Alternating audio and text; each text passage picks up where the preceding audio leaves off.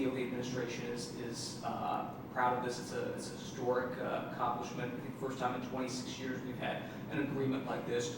What's it take for the next domino to fall so that it doesn't take another 26 years to say, okay, the administration in the U.S. has kind of brokered a deal like this? So first of all, this was a historic breakthrough. This is, as you said, the first peace deal in the Middle East in the last 26 years, and only the third peace deal in the last 70 years. The Middle East has been an area that's caused a lot of instability, where America has spent trillions of dollars and has unfortunately lost thousands of soldiers defending. President Trump has worked to make America energy independent, so our gas prices at home are low, and we're no longer dependent on the Middle East for oil, which is critical to our national security. What President Trump has done is he's rebuilt the alliances that we had in the region that the previous administration had turned away. And by strengthening those bonds, he's been able to bring people together. So this really was thanks to President Trump's leadership and his strategy over the last 3.5 years that we've been able to reach this historic breakthrough. Now, again, for the last 3 years, I think I've been the only person who's been optimistic about the Middle East. But what this has done is it's made more and more people in the Middle East optimistic that we don't have to be condemned to a way of life because of conflicts of the past. And so President Trump continues to talk to other regional leaders and focus people on shared interests and common objectives, as opposed to the big roadblocks that have existed to date. So I am optimistic there'll be a lot more things to come. And again, President Trump is a very unconventional president. He's a businessman, he's a deal maker, and what he's been able to do is accomplish something that very few people have been able to do, but he's also laid the foundation for much more success in the region over the years to come. But in terms of that foundation, how do you keep that momentum going? Like I said, so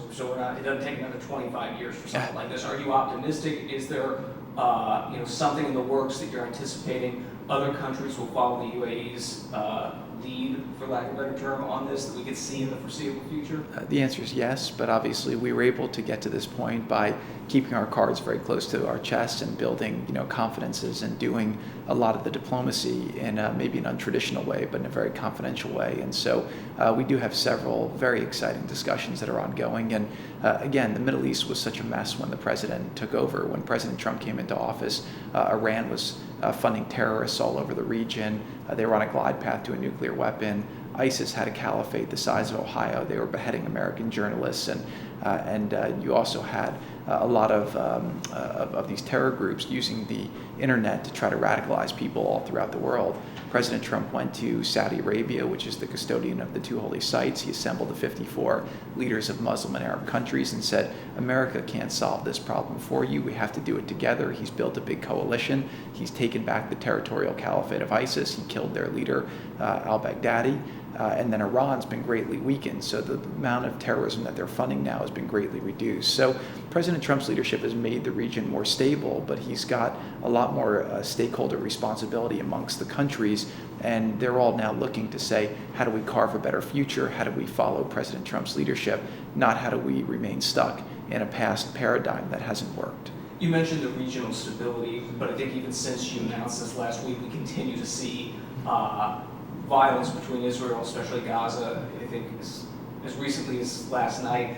Is there a danger that the administration could oversell this as a major win, that the average person still looks at what's happening over there and say, well, it doesn't look any different? No, I don't think there's any way to not see this as a historic win. Right now you're seeing Arab and Israeli companies get together to work on coronavirus research. You have people getting together working on artificial intelligence.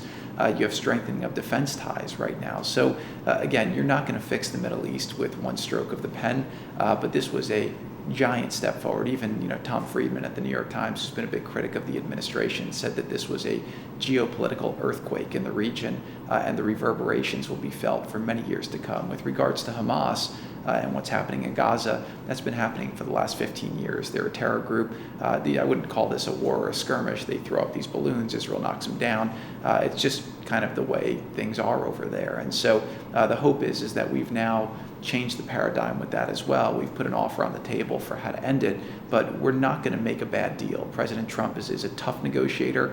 He represents American interests, but he doesn't look to make deals that aren't great deals. The deal he made between Israel and the United Arab Emirates Emirates is a great deal for America, great deal for Israel, great deal for the United Arab Emirates.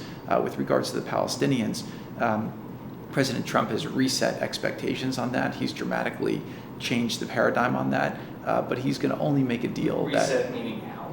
well, he didn't follow the traditional way of doing it, and he laid out a very rational framework that was a detailed framework that allows the Palestinian people to live a better life, but it's not one that's destined for failure like the previous attempts. Do you feel like you have buy-in on that issue from the Palestinian Authority? I think the Palestinian Authority is confused right now, and the hope is that at some point they'll look at what's in the best interest of their people, and they'll come forward to try to make a deal. But again, deals happen when deals are ready, and President Trump isn't going to make a deal for the sake of making a deal. So I think that the Palestinian people see that President Trump keeps his word. He moved the embassy in Israel from Tel Aviv to Jerusalem. That was a promise he kept. It was the right thing to do. And again, President Trump, has gained the trust of Israel by building the alliance to stronger than it's ever been.